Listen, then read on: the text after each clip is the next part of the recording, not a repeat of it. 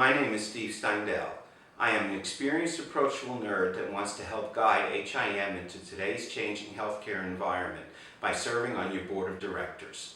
I do not come from the AHIM world, but have worked with AHIM professionals for decades. I am a trained research scientist.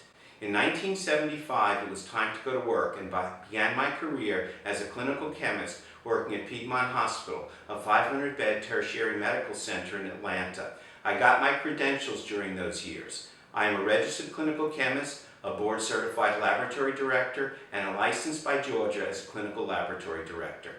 Time to fast forward to the early 1990s and focus on background directly associated with my quest for AHIMA board director.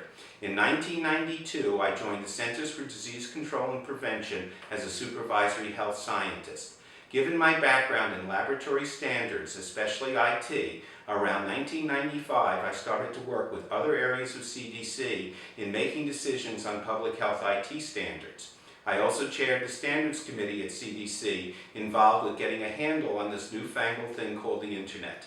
In 1997, the Department of Health and Human Services mobilized all interested agencies to provide staffing to the committee empowered to advise the government on the emerging HIPAA law and associated regulations. I staffed that committee until my retirement in 2008.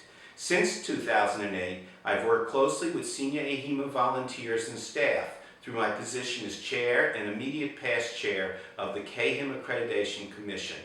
I participated in the last two AHIMA strategic planning sessions, presented at the Assembly on Education Symposium, and have participated in the joint meeting of the AHIMA affiliates since they started.